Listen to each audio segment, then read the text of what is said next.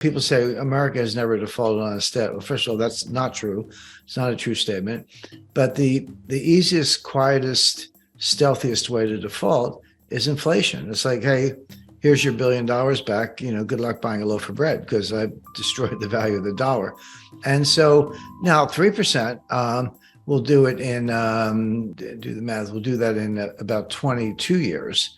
At 10%, you cut the value of the dollar in half in 7 years. By the way, that is what happened between 1977 and 1981.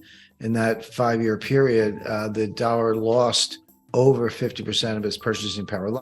According to Jim Rickards, hyperinflation is coming to America, and the raising of interest rates won't be able to help fight inflation. In fact, it will make inflation even worse. Inflation will impact stock market as Jim Rickards think it will brings the economy into recession, and unemployment will go up to 4 or maybe even 5%. But all Jerome Powell can say is, too bad, that's painful and we have to get there, but we're gonna pay higher prices if we don't. And then there's the myth of 2% inflation. The Federal Reserve have something called inflation targeting, where if they fail to have at least 2% inflation per year, then it means the economy is going into deflation, or to put it simply, the economy is slowing down and therefore unemployment is gonna go up and the economy will go into recession. In order to prevent that from happening, the Federal Reserve have to target the inflation to at least 2% per year in order to bring price stability to the market and to keep the economic wheel running smooth. At least that's the theory, but to Jim Rickards it doesn't make any sense. The Fed have raised interest rates way too high, but the inflation is not going down yet. In fact, inflation goes way up even higher than before. People said between 1913 and 2023, the dollar has lost 95% of its value, but we don't need to wait for another 110 years. Jim Rickards explains that in the 1980s, the dollar loses half of its value in just 5 years. Will it do that again? Will the economy goes into recession?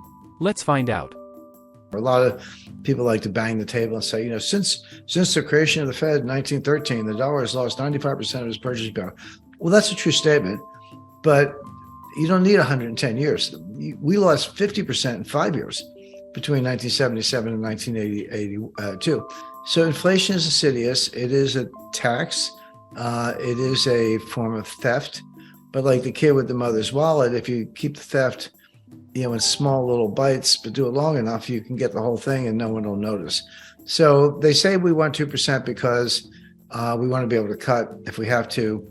But the real reason is we want to basically erode the value of the debt and erode the purchasing power of the dollar in ways that you don't notice. And they can be very patient. That's how they do it.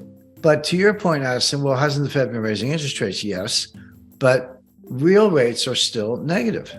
So if inflation's 9 and the Fed's at 2, the real rate is -7. That's a really, really low interest rate. And if you say, okay, inflation's come down to 6 and the Fed's up to 4, about 4.5 right now. So the real rate is now -1.5 in my example. Well, that's a lot less than 7, but still a negative real rate. We are not in the world of positive real rates. So then the question is, okay, how is the Fed doing at getting inflation to the target, the 2% we talked about, and explain why that's their number. And this says a lot about what's going on in the stock market right now, because you go all the way back to August 26, 2022. That was Jay Powell's Jackson Hole speech. And he said, inflation's, he didn't use the word out of control, but he said inflation's way too high. We're going to bring it down to our 2% target. We know unemployment's going to go up. We know he will probably have recession. He did not use the R word. He didn't say recession, but he said, growth will suffer, unemployment will go up. That's just a fancy way of saying there's going to be a recession. And we're not going to stop until we get there.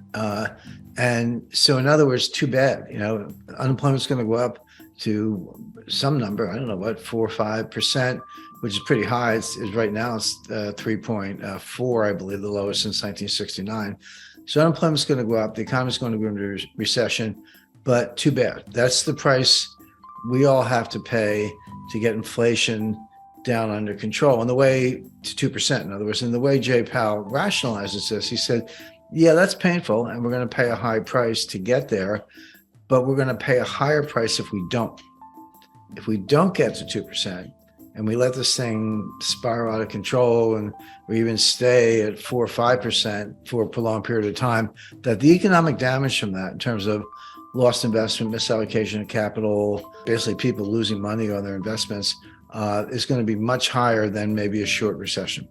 Here's the interesting part. Jerome Powell scares the market with 6 speeches. He said the same thing again and again. We need to get to 2% inflation, which means raising the interest rates even more, and therefore we're going to have a recession and unemployment is going to go up.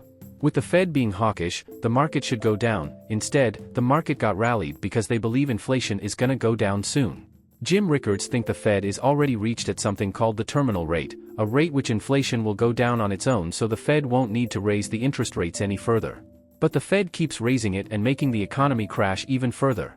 So how is it going to end? When will the Fed needs to stop raising interest rates? Let's listen to what Jim Rickards have to say. So he said that the market didn't believe him. The market rallied, went down a little bit right around that time, but then the market rallied in October.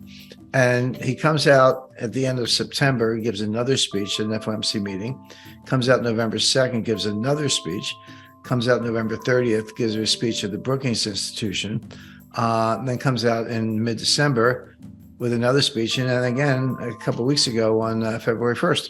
So it's like 6 speeches in about 5 months. And he said the same thing every time. He said, we're getting to 2%, believe me when I said, we're going to have a recession, unemployment's going to go up, too bad, we have a lot of work to do, we're not done. The market has flipped on and off. Half the time the market doesn't believe me. Go, yeah, you say that, but in fact, inflation is coming down faster than you thought. You're probably, I should introduce a concept. I guess a lot of people have heard of it, but there's this new concept called the terminal rate. The Fed's trying to get to the terminal rate. And so what's the terminal rate? Well, no one actually knows what the number is. I don't know, but neither does Jay Powell. But it's a theory. And the theory is, okay, the terminal rate is a rate set by the Fed that's high enough to bring inflation down without further rate hikes. We get to a level, and that level is high enough that inflation will come down on its own just by waiting without raising the rate again.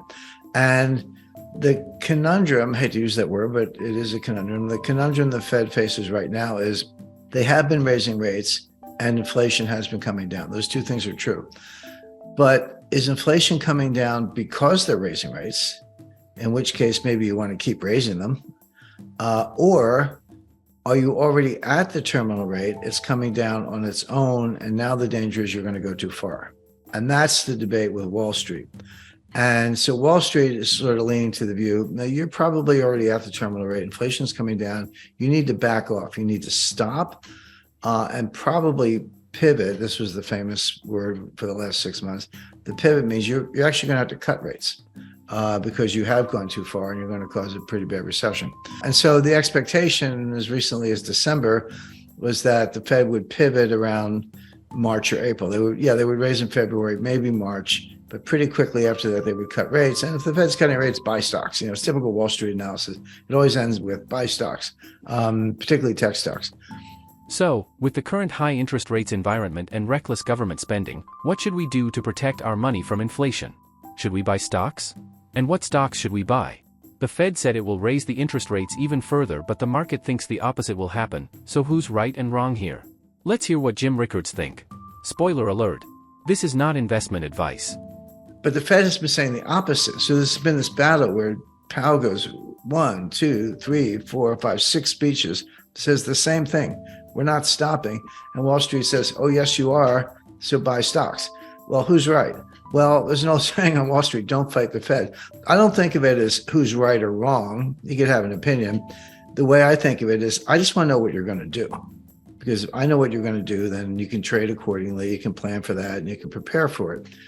And what they're going to do is they're going to keep raising rates. Even if they're at the terminal rate already, I think they might be. Even if they are, they don't think so. Their opinion counts for a lot more than mine. And they're going to keep going. But by the time inflation comes down enough to say, yeah, okay, we're at the terminal rate, nice job, it'll be too late. They will have gone too far because the Fed's always the last to know.